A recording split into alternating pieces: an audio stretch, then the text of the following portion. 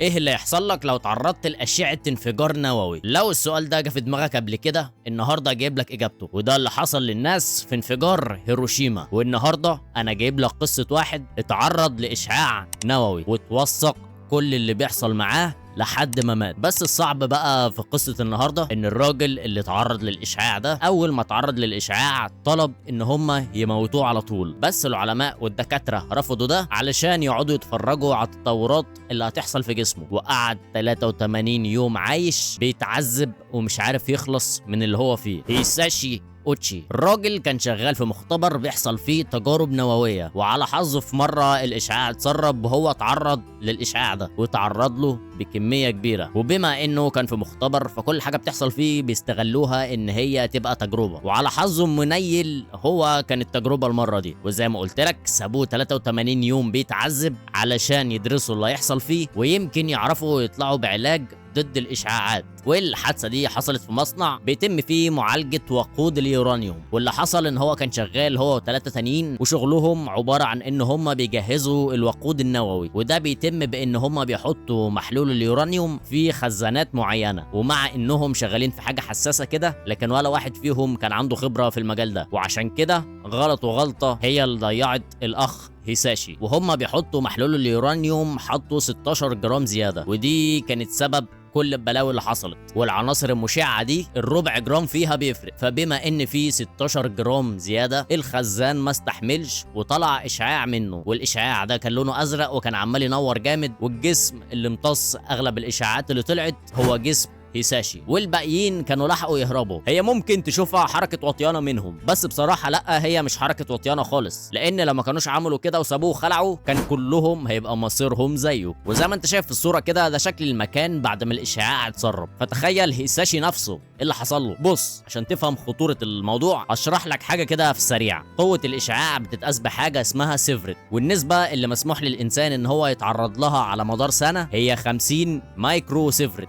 اكتر من كده مش هتستحمل وهتبدا تتعب، والنسبه دي على مدار سنه. والمايكرو سيفرت باين من اسمه انه اصغر من السيفرت علشان مايكرو، والجرعه المميته العلماء حددوها بتبدا من 8 سيفرت. هيساشي بقى على حظه اتعرض ل 17 سيفرت، يعني الضعف وحبه. طب وايه بقى اللي حصل لهيساشي بالظبط بعد ما اتعرض للكميه دي؟ تعال اقول لك. اتصاب بحروق في جسمه كله بنسبه 100%، وحروق خارجيه وداخليه، وكل اعضائه الداخليه اتاكلت تقريبا بنسبه كبيره جدا، برضه نسبه توصل ل 100%. وفوق كده كمان خلايا الدم البيضاء في جسمه بقت نسبتها 0%، فبالتالي ما بقاش عنده مناعة. فبعيد عن الإشعاعات بقى هو كده هيلقط أي عدوى من أي حاجة في الجو، لأن أنت طبيعي طول الوقت حواليك جراثيم بس جسمك بيعرف يحمي نفسه منها. هو بقى جسمه ما بقاش فيه اللي يعرف يحميه، فأكيد هيجيله أمراض بالعبط. فأنت متخيل كمية الأمراض اللي جات له في 83 يوم، ده غير الإشعاع اللي عمال ياكل فيه. فهو حرفيا كان قاعد بيتعذب، بس كان كل ده تحت مسمى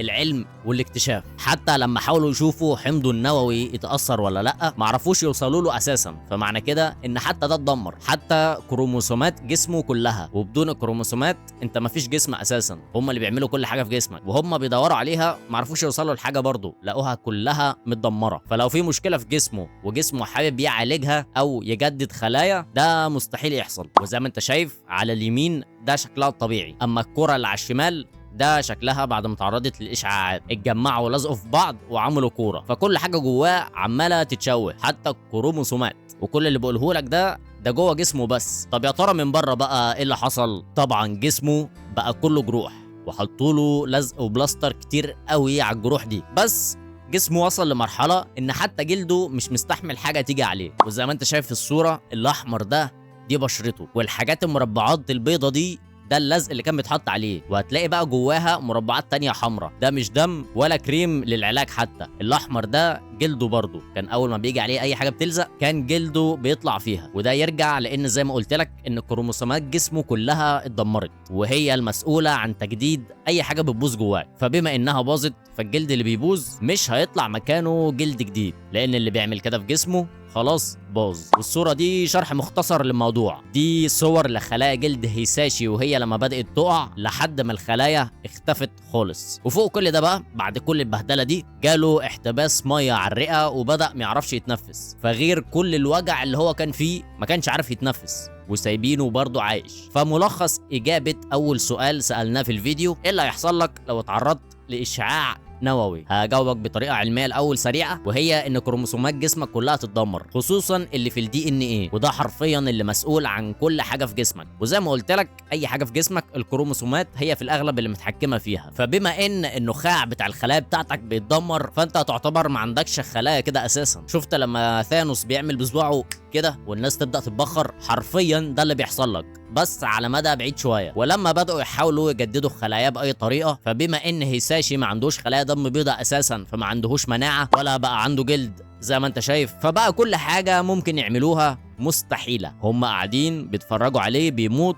بالبطيء. والمعلوماتك الصوره اللي على الشمال دي ده لون جلده بعد 8 ايام بس، وباين ان لونه محمر شويه. اما الصوره اللي ايده فيها متاكله ده بعد 26 يوم بس ولسه ما وصلش لل 83. فانت متخيل في 83 كان عامل ازاي؟ ورغم ان هم حاولوا يزرعوا له جلد كتير بس جسمه كان بيرفض الجلد ده، وكان بيحصل فيه زي ما كان جلده بيحصل فيه، كان بيقع من على جسمه. وفضل على الحال ده لحد ما وصل ان عينه كانت بتنزل دم، ومراته طلعت قالت تحس ان هيساشي كان هو قاعد بيعيط دم. وحاولوا يعملوا له اول عمليه زرع خلايا جذعيه في التاريخ عشان جسمه يبدا ينتج خلايا دم بيضاء من تاني ويبدا يحاول يقاوم اللي بيحصل جوه. يا كده يا مش هيقدروا يساعدوه باي طريقه تانية من بره، لان خط دفاع جسمك اساسا عطلان مش شغال. والطريقه دي برضو بيستعملوها مع مرضى السرطان عشان الخلايا تجدد نفسها اسرع. واتسرب ان خلال كل الفتره دي هيساشي اكتر من مره طلب ان هم يموتوه، وان هو مش عايز يكمل في الوجع ده لانه مش قادر يستحمل والوجع ما بيقلش، ومهما عملوا الوجع عمال يزيد 24 ساعه لمده 83 يوم. ولمعلوماتك برضو هيساشي في اليوم ال 49 قلبه وقف 3 مرات اليوم ده، وعرفوا ينعشوه ال3 مرات تاني علشان يكمل معاناه. وبما ان قلبه